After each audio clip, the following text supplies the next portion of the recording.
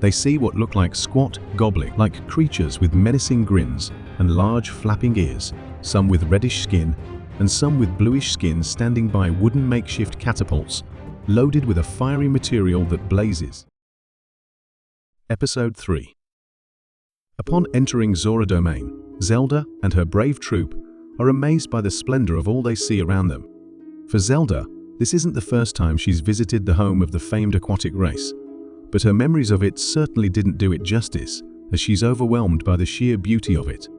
Nestled within a lush mountainous region, the domain is an intricate blend of organic shapes and elegant bluish-grayish otherworldly designs. Water cascades gracefully from towering waterfalls, creating a serene backdrop of constant, gentle sound. The structures are crafted from luminous stone, giving the entire domain an ethereal glow. The air about the domain is cool and crisp, filled with the scent of blooming aquatic plants. And as Zelda enters with her companions, they are greeted at the entrance to the domain by King Dorephan, wise and venerated ruler of Zora Domain, and the famously charismatic Prince Sidon, the anointed champion of the domain. As well as the royal father and son, several other prominent figures of the domain are present for the welcome, such as Muzu, an elder and advisor of Zora Domain, and Laflat, the chief archivist of the Zora people.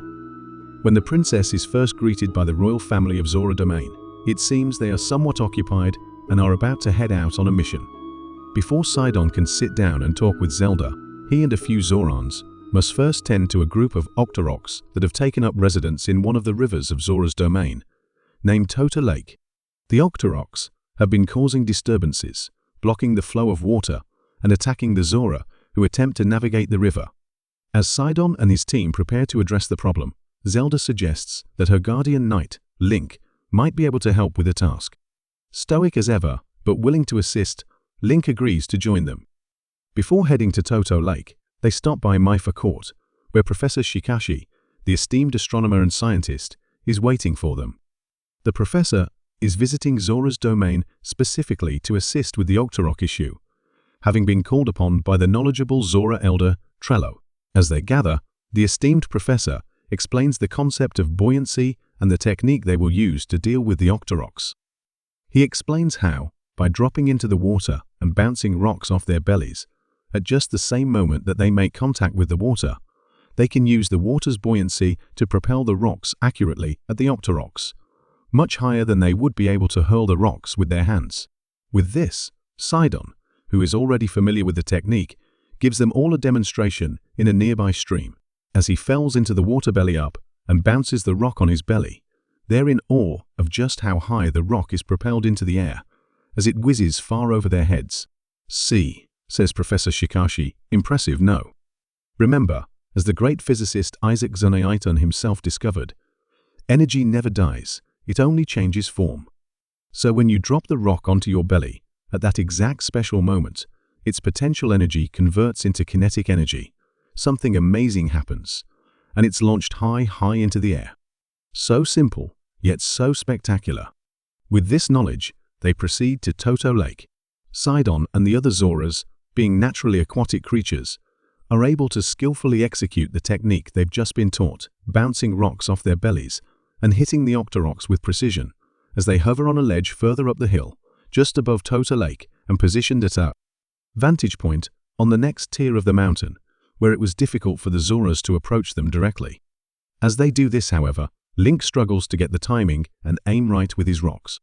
From a window in the main building of Zora's domain, Zelda watches the scene unfold and notices Link's clear difficulties. Despite his efforts, he simply cannot match the expertise of Sidon and the others, even risking his own safety at one point as one of the rocks nearly hits him in his own head on its landing. She also thinks she sees a few Zoras gently mocking his attempts, unseen to him. Once the Octoroks are dealt with, however, Sidon and his team return triumphantly.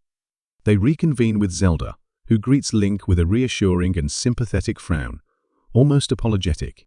With the immediate task now complete, Zelda, King Dorephan, and King Sidon finally sit down to discuss their matters, with Link in silent attendance. As the group begin to discuss the princess's search for Hyrule's hero of time, Sidon also begins to inquire about the specific journey which the princess intends to take. Upon hearing this, Zelda presents him with a list of the places which they intend to travel to, the same list she once showed Link during their initial talks, and Sidon eyes it with much interest. After this, as their discussions turn towards the nature of the fabled hero of time, and Zelda's readings about the legends, Sidon too has his own thoughts on the matter. He casually inquires with the princess about whether or not she is aware that it's oft cited in scripture that the hero of time would have eyes of blue as the sea even. As the princess confirms that she has read of this, Sidon subtly gestures out of the window to the blue waters around them with raised eyebrows, until eventually looking back at the princess and fluttering his eyelashes, bringing attention to the large blue pupils of his eyes, while simultaneously presenting a wide smile with a noticeable glint in his teeth. The gesture soon registers with Zelda, as a polite smile grows on the corners of her own lips, and she nods in acknowledgement, clearly contemplative and mulling over his words, considering whether they contained the truth she was looking for, as Sidon reinforces his point by reminding the room of the hero's prophesied battle prowess and agility, two things which they all know him to possess in abundance as a champion of Zora domain. Zelda, after considering Sidon's words with care, discusses a few of his past battles with him, discussing the different aspects of his agility and the past feats he's endured. After this, she thanks him for his advice and assures him that it has not fallen on deaf ears, but of course, just as she did with Daruk, reminds him that she must first take all possibilities into account. After discussing these matters with the king and Prince Sidon, Zelda is quick to remind them that time is of the essence, and they concur. And so, they decide to bid Zelda and her troop farewell, as they then begin to set out for their next destination, Kakariko Village. As our travelers enter Kakariko Village, the royal ensemble are greeted by the villagers in their traditional Sheikah attire. The villagers wear flowing, layered garments in hues of deep blue and muted grey, accented with intricate red and white patterns that symbolize their ancient heritage. The women don high-waisted skirts and loose-fitting tops, while men wear comfortable robes cinched at the waist with wide sashes. Many adorn themselves with woven headbands and simple jewelry, reflecting both their practicality and cultural pride. The serene ambience of the village, nestled among lush hills and tranquil waters, and an idyllic small river running through it, speaks to a timeless tranquility and wisdom. Once again, the villagers are bursting with excitement at the prospect of meeting the famed princess, known for her beauty and grace. The children, who have prepared sweet treats as gifts for the princess and her entourage, wave about bowls of monster cake and honeyed apples excitedly, hoping to gain her attention as their parents look on in fondness. After the initial greetings are done, Zelda, Saha, and Link head towards the hut of Renado, the village elder and sage of Kakariko Village, known not only for his wisdom, but also his calm and serene presence. As they approach his hut, they see him sitting just outside it, cross-legged and humble on the floor. As he gets up to greet them and then lead them inside the hut, fully aware of their intentions during this visit, they witness his tall and imposing figure. His long dark hair, streaked with the silver of age, framed a face marked by years of quiet contemplation. As the trio speak with Renado, they find his words far too cryptic to really glean any meaning from. He speaks of history, the flow of time, and its river-like rhythm.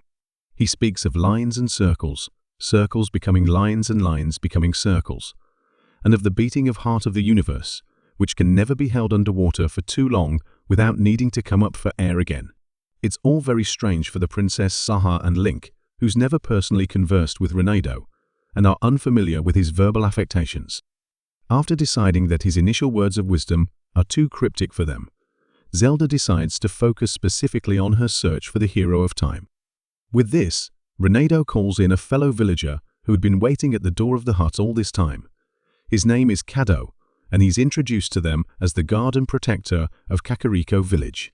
After they begin conversing with Kado, he himself is not particularly forthcoming in offering any opinions, but Renado presents himself as the best swordsman in Kakariko Village and one of the best swordsmen in the known world. With this, he tells Kado to unsheath his traveler's sword and hold it up for them, whilst also reminding them that countless prophecies have exalted the hero of time as a master swordsman, which he would have to be in order to lift the master sword after all. Of course, the master sword, exclaimed Zelda. Upon seeing a slight look of confusion on Link's face, she continues, "It's said that the hero of time will eventually be the one to wield the master sword hidden somewhere in the fabled sacred grove and use it to expel the forces of darkness and evil from this world forever. With this, Kado and Ronaldo give her a subtle and confident nod of agreement before she goes on. Naturally, it would follow that the hero of time must be a gifted swordsman, at least by the time he comes to raise the sword.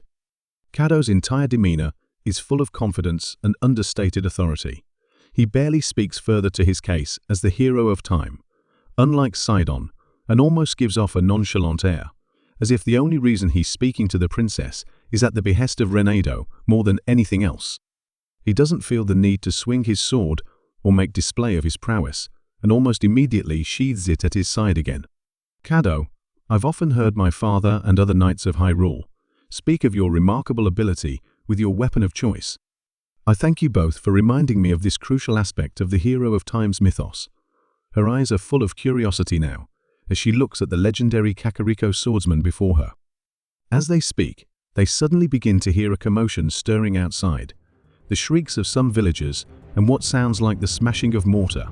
When they rush out of the hut to see what's going on, they initially see villagers frantically running away from the streams and ponds that lie to the edge of the village, towards the central huts of the village. And then, on the other side of those streams, they see what look like squat, goblin-like creatures with menacing grins and large flapping ears, some with reddish skin and some with bluish skin standing by wooden makeshift catapults, loaded with a fiery material that blazes. It's clear that Kakariko village has come under some kind of attack, and all the villagers brace themselves for the danger that's about to come. End of episode 3. Make sure to like and subscribe so you don't miss more exclusive content coming this Wednesday, and share with others who love a great tale about our favorite legendary hero.